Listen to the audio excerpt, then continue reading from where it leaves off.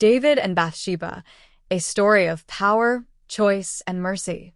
It was spring, the time when kings usually went off to war. But this time, King David stayed behind. King David is on the palace balcony, overlooking the courtyard and part of the city. He can see newly recruited soldiers training in the courtyard below. Maybe he was tired. Maybe he felt like he didn't have to fight anymore. After all, the Israelite army and Marines were well trained and had disciplined leaders to go to battle. King David was respected, victorious, and chosen by God. While King David was looking out from the balcony, he spots someone. And that's when he saw her. A woman, bathing, unaware that anyone was watching.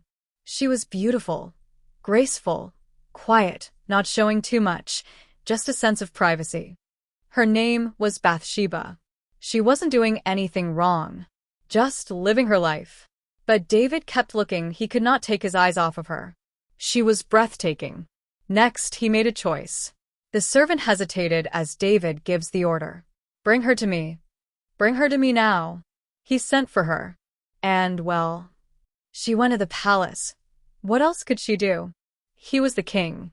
That night, something happened that changed everything. Weeks later, Bathsheba sends word. She's pregnant. David is shaken. He starts planning, not out of care, but to cover it up. Part of King David's plan begins here. Bathsheba's husband returns from battle, dusty, tired, and honorable. Her husband, Uriah, was one of David's best soldiers. David called him back from war, hoping he'd go home, thinking it would solve everything. But Uriah refused. Uriah told the king, "My men are sleeping on the ground in the fields. How could I go home and relax?" He was loyal even when David wasn't. King David paced around the palace and the courtyard. He was very frustrated, then writing a letter with a heavy heart. So David made a darker decision.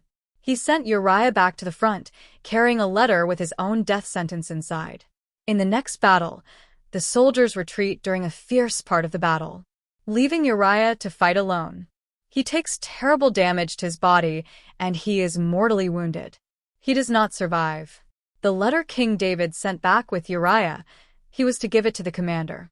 The letter instructed for Uriah to be left alone during a battle in the fiercest part of the battle. Now, with Uriah dead, King David had solved his problem. When Bathsheba heard the news, she wept. And when her mourning was over, David took her as his wife. But what he had done displeased the Lord. Then came the prophet Nathan into the palace.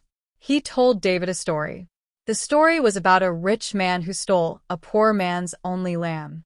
David was furious. That man deserves to be punished. And Nathan said, "You are that man." Then there was silence. David turns away, eyes filled with regret.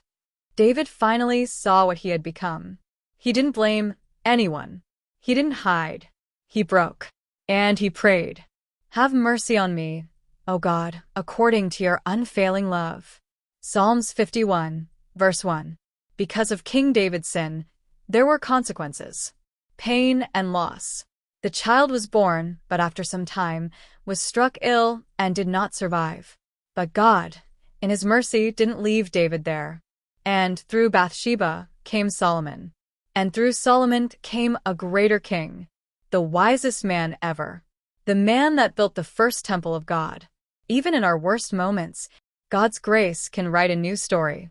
This is a true story that can be found in your Bible in 2 Samuel, chapters 11 to 12.